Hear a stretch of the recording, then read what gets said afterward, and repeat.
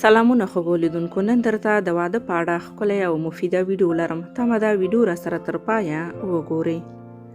لکه څنګه چې تاسو ته معلومه ده چې نکاح یو عظیم سنت دی او چې کله دا لار چاته برابر شي چې هغه په اسلامي او شرعي طریقې سره یوې ښځې سره نکاح وکړي، بیا نو پکار ده چې له یوې داسې ښځې سره واده وکړي چې برکت والا وي.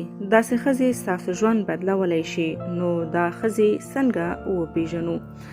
اول، په برکتناکې او خوشبختي ښځه کې به لومړی نښه دا وي چې هغه به دینداره وي. تاسو چې کله هم د نجلۍ کور ته رشتې لیږئ نو د دیندارۍ پوښتنه یې ضرور وکړئ، ځکه چې د مور او پلار دا یو غټ ارمان وي چې زوی ته ښایسته او دینداره ښځه وکړي. دوهم، د برکتناکې او خوش قسمته ښځې دوهمه نښه دا ده چې د خاوند کور به خپل کور ګڼي. نو کله چې واده وشي نو زیاتې ښځې داسې فکر کوي چې زما اصلي کور زما د پلار کور دی.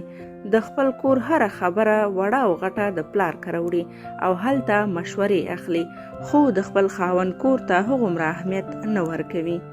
زموږ د دې خبرې مطلب دا هم نه دی چې د خپل پلار او مور سره د خپلې اړیکې له منځه یوسئ، بلکې د خاوند د کور خبرې دې د خاوند په کور کې وساتئ. نو کومه ښځه چې د خاوند خیال ساتي هغه کور به ضرور آرامه او سکون کې وي. دا د بختورې ښځې یوه لویه نښه ده.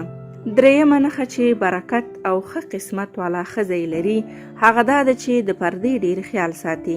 قدرمنو، کوم انسان چې بې حیا وي او پرده نه کوي نو له هغې کورنۍ برکت تښتي، ځکه چې پرده کول د اسلام یو حکم دی او سړی هم باید ښځو ته په بد نظر ونه ګوري او نه ورسره د بد کار کوښښ وکړي.